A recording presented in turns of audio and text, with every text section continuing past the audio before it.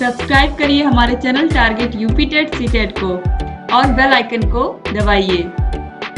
Hello friends, मैं रेनू स्वागत करती हूँ आप सभी भावी अध्यापक एवं अध्यापिकाओं का आपके अपने channel target UP TET CTET में। दोस्तों, आज की इस वीडियो में हम आपके यूपी टेट में जो आपका हिंदी विषय है, इसके सिलेबस के विषय में आज इस वीडियो में हम बात करने वाले हैं। हिंदी विषय में किस किस चैप्टर से क्वेश्चन एग्जाम में पूछे जाते हैं, कौन कौन से चैप्टर बहुत ही ज्यादा महत्वपूर्ण है, इन सभी के विषय में आज यहाँ पर हम पढ़ने वाले हैं। इसके अलावा आपको पता ही है कि जितने भी सब्जेक्ट हैं, आपको पता है सभी 30-30 नंबर के होते हैं। चाहे आपका बाल विकास हो, चाहे आप लोग का संस्कृत हो, मैथ हो, पर्यावरण अध्ययन हो, सभी कितने कितने नंबर के होते हैं? सभी 30-30 नंबर के होते हैं। हर सब्जेक्ट से 30-30 क्वेश्चन एग्जाम में पूछे जाते हैं। दोस्तों, यहाँ पर आप देखिए, जो आपकी हिंदी भाषा है, इसका विषय वस्तु अपठित अनुच्छेद एग्जाम में पूछ सकता है। हिंदी वर्णमाला, स्वर और व्यंजनों के विषय में अच्छे से आपको पढ़ना है। वर्णों के मेल से मात्रिक तथा अमात्रिक शब्दों की पहचान, वाक्य रचना, हिंदी की सभी ध्वनियों के पारस्परिक अंतर की जानकारी, विशेष रूप से श, स, श, ब, व, ड़, ड, अंग, छ, छ, ड़ तथा न की ध्वनियां, इन सभी के विषय में विशेष रूप से हमें पढ़ना होगा। इसके अलावा हिंदी भाषा की सभी ध्वनियों, वर्णों, अनुस्वार, अनुनासिक एवं चंद्र बिंदु में क्या अंतर होता है, ये विशेष रूप से आपको पढ़ना है अच्छे से। संयुक्ताक्षर एवं अनुनासिक ध्वनियों के प्रयोग से बने शब्द, सभी प्रकार की मात्राएं, विराम चिन्ह तथा अल्प विराम, अर्ध विराम, पूर्ण विराम, प्रश्नवाचक, विस्मय बोधक चिन्हों का प्रयोग। आप में से बहुत सारे लोग ये पढ़ चुके हैं। अल्प विराम, अर्ध विराम, पूर्ण विराम, प्रश्नवाचक चिन्ह, विस्मयादिबोधक चिन्ह, इन सभी के विषय में आपसे यूपी टेट में भी एग्जाम में क्वेश्चन पूछे जाएंगे। इसके बाद देखिए, विलोम शब्द एग्जाम में बहुत बार पूछता है। समानार्थी शब्द या पर्यायवाची शब्द बहुत पूछता है। तुकांत, अतुकांत, समान ध्वनियों वाले शब्द भी एग्जाम में पूछे जाते हैं। संज्ञा, सर्वनाम, क्रिया एवं विशेषण के भेद, यानी कि संज्ञा के भेदों को अच्छे से आपको पढ़ना है। सर्वनाम, सर्वनाम के भेद, क्रिया, क्रिया के भेद, विशेषण, विशेषण के भेद, इन सभी की परिभाषा, इन सभी के एग्जाम्पल, इन सभी के प्रकारों के विषय में आपको अच्छे से पढ़ना है, क्योंकि एग्जाम में हिंदी व्याकरण से बहुत सारा क्वेश्चन पूछा जाता है। इसके बाद वचन, लिंग एवं काल। हिंदी में आपको पता है 2 ही वचन होते हैं, लिंग भी 2 ही होते हैं। वचन एक वचन और बहुवचन, लिंग स्त्रीलिंग और पुल्लिंग। ठीक है। काल के विषय में आपको पढ़ना है, वर्तमान काल, भूतकाल, भविष्य काल, इनके प्रकारों के विषय में। इसके अलावा प्रत्यय बहुत इंपॉर्टेंट है।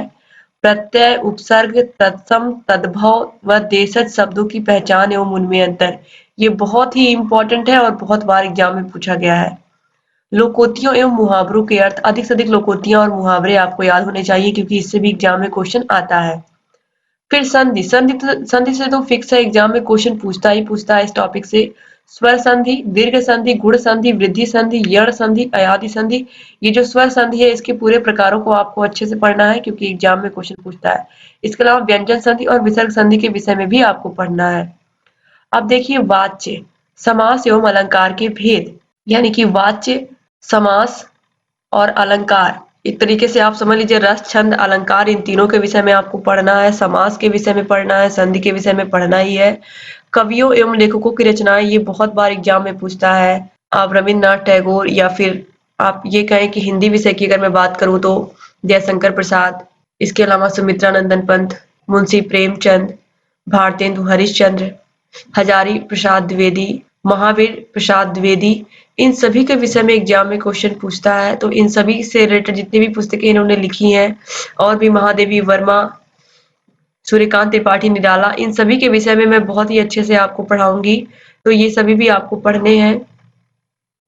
अब देखिए, इसके बाद है भाषा विकास का अध्यापन।